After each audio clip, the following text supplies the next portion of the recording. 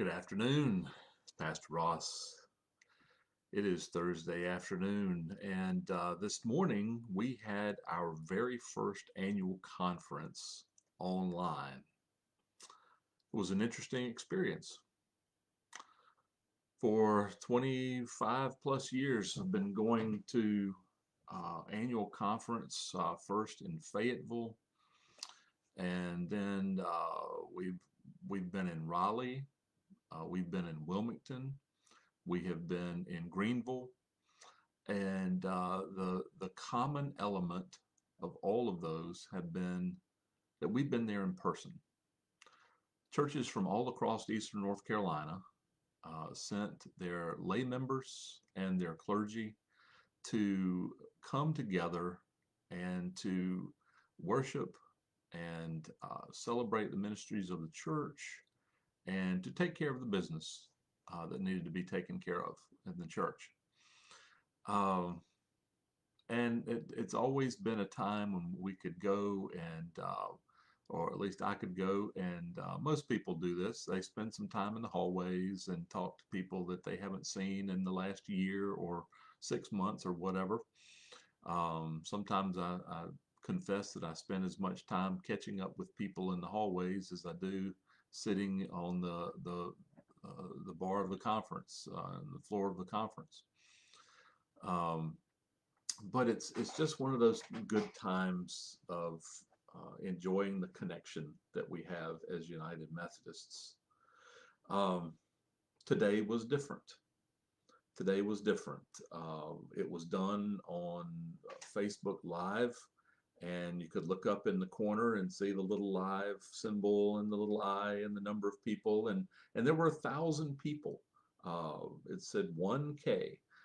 So 1,000 people were tuned in to annual conference online today. Couldn't see any of them. I couldn't talk to any of them. I couldn't step out and have a conversation. How's your family been? Last time I talked to you, your son was having some problems. Tell me, how is that working out? How do you like your new church?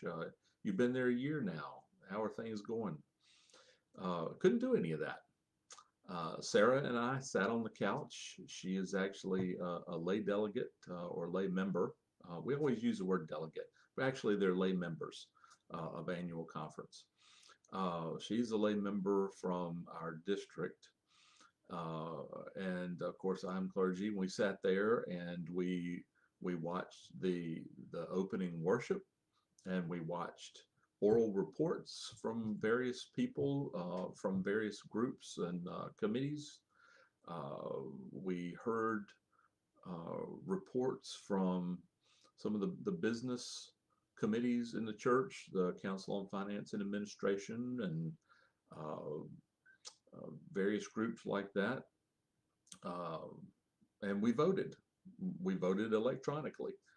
And while we weren't there face to face, there was still the sense of connection that people all over Eastern North Carolina were doing the same thing we were doing. They were representing their church or their district, and they were listening to the same reports, engaging in the same worship, voting on the same things at the same time, and our connection worked again. It reminds me a little bit of our church right now, and probably people in churches all over the place. But particularly in the United Methodist Church, we have always enjoyed this connectional nature. Um, and it's like that in the local church as well. We're connected to each other in the local church, aren't we? The different committees do things. Uh, Sunday school classes, the Methodist men, Methodist women, the youth, the children's ministries, Bible study classes, Sunday school classes. Uh, we all come together, and we can do more together than we can separately. And that's part of what the United Methodist connection is about. It's about churches coming together. One of the things we do is we pay apportionments, which is basically, we like to call them our fair share apportionment.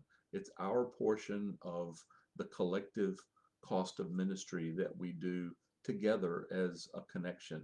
Uh, it's really hard for an individual church like an Emmanuel or First Graham or Front Street or Center United Methodist Church to send a missionary to Africa or to Eurasia somewhere, to South America.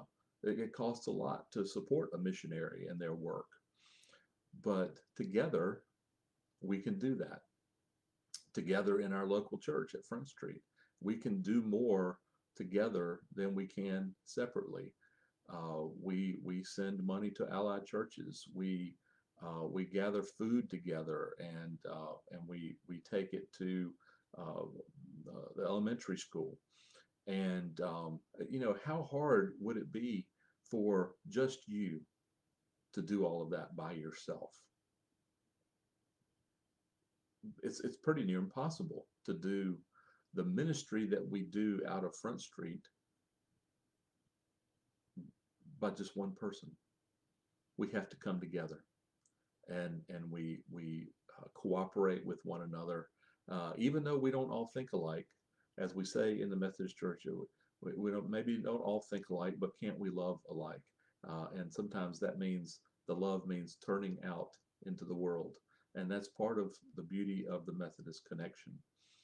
Um, you know, we may not be meeting face to face for worship, but we are still doing ministry in the church, and it's something to celebrate.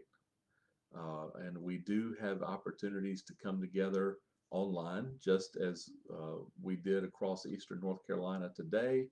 We had annual conference online. We have opportunities to gather each Wednesday morning. We're having a coffee with a pastor, and either Pastor Patrick or I am on there, and we'd love to see more people gather, to be able to see more people and hear from more people.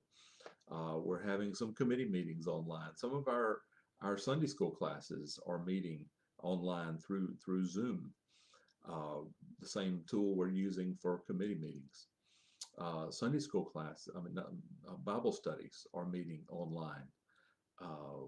We're doing all kinds of things. We're striving to maintain that connection with one another. I read an article this week, and the author, the person was interviewing a doctor slash scientist, and they asked about the issue of social distancing and was that helpful. And he said, yeah, I want to stop you right there, because I just abhor this term social distancing. He said, I hope we are never distanced socially. What we're actually doing is physical distancing. And I read that and I thought, he's exactly right. I like that. And I'm going to adopt that. Hopefully, you're not going to hear me use the term social distance anymore. I'm going to say physical distance, or I'm going to try to remember to do that, because I think it's okay for us to physically distance ourselves from one another for the sake of one another's health right now. But I don't want us to be socially distant from one another, or spiritually distant from one another. We can still have our connection with one another, even though we are physically separated. So I want to invite you to do whatever you can now, whether it's making phone calls or dropping notes in the mail. The Postal Service is still running. Um, Sending an email, whatever it is that you can do to keep the connection, keep us from being socially distanced from one another in the church. Physically distanced is okay for the time being, but let's work together to make sure that we are not socially distanced or spiritually distanced from one another, and enjoy our connection. I hope you have a great afternoon.